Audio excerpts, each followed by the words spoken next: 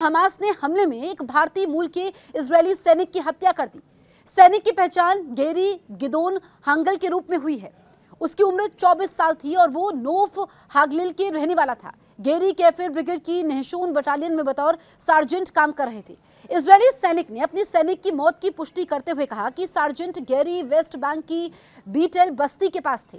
तभी हमास ने एक वाहन से जोरदार टक्कर मारकर उनकी हत्या कर दी। वहीं हमास द्वारा किए हमले का एक वीडियो भी सामने आया है, जिसमें फिलिस्तीनी नंबर प्लेट का एक ट्रक एक व्यस्त सड़क से गुजर रहा है और रुकने से पहले एक बस स्टॉप के पास Israeli defence force guard post को उड़ा देता है। इजरायली सुरक्षा सूत्रों ने सार्जेंट गेरी को हत्या करने वाले आरोपी की पहचान राफा शहर के 58 वर्षीय हाइल धाइफल्लाह के रूप में की है। हांगल 2020 में भारत के उत्तर पूर्वी हिस्से से इजरायल में आकर बस गए।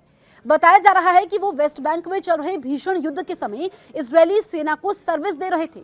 उनकी ब्रिगेड के अधिकांश लड़ाकू इकाइयों में सेवारत हैं। वहीं मीडिया रिपोर्ट्स की माने तो गेरी गिदोन हांगल भारत के मणिपुर और मिजोरम के रहने वाले बेनी मिनाशे समुदाय के बताए जा रहे हैं, जो 4 साल पहले भारत से इजरायल जाकर बस गए थे। खबरों की माने तो गेरी भारत के उत्तर पूर्वी राज्यों मणिपुर और मिजोरम के रहने वाले बेनी मिनाशे इजरायली जनजाति मिनासे के वंशज हैं। बेनी मिनाशे समुदाय के लगभग 5000 लोग इजरायल आकर बस चुके हैं। पिछले 5 सालों में ये आंकड़ा लगभग 1500 को पार कर चुका है। अन्य अभी भी भारत में हैं और इजरायल जाने का इंतजार कर रहे हैं। वहीं सार्जेंट की मौत पर नोफ हागलिल के मेयर रोनेन प्लॉट ने दुख जाहिर किया है। उन्होंने कहा कि नोफ हागलिल शहर स्टाफ सार्जेंट गेरी गिदोन के निधन पर बहुत दुखी हूँ। सार्जेंट गेरी बेनी मिनाशी समुदाय के मेंबर थे, जो मेरे दिल के बहुत प्रिय हैं। ये समुदाय विनम्र और देशभक्त है। रिपोर्ट की माने तो गेरी पर यह हमला वेस्ट बैंक से होने वाले आत्मघाती बम विस्फोटों और गोलीबारी की लगातार घटनाओं के बीच हुआ है। इसकी जिम्मेदारी हमास ने ली है।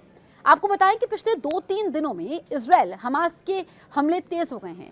जहां हमास इजरायल पर छुप कर हमले कर रहा है, तो वहीं इजरायल ने गाजा में चुन कर हमास के लड़ाकों को खत्म करने की कसम खाई है। इस बीच इजरायल ने कई ड्रोन हमले भी किए, जिनकी चपेट में एक दिन में 60 से ज्यादा फिलिस्तीनी नागरिकों की मौत हो गई।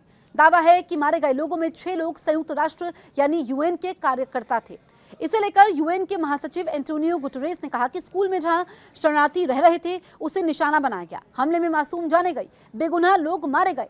हमें किसी भी तरह से बर्दाश्त नहीं किया जाएगा। आपको बताएं कि मारे गए लोगों में 19 महिलाएं और 6 बच्चे भी शामिल हैं। न्यूज़ 18 इंडिया चौपाल, एक ऐसा मंच जहां जब जब बात निकलेगी तो सिर्फ दूर तक नहीं, बल्कि दुनिया के कोने कोने में जाएगी। क्योंकि इस बार बात होगी भारत के वैश्विक महाशक्ति बनने के लक्ष्य पर। सरकार, समाज, सेलिब्रिटी और स्पोर्ट्स स्टार्स के साथ न्यूज़ 18 इंडिया चौपाल देखिए सिर्फ न्यूज़ 18 इंडिया पर।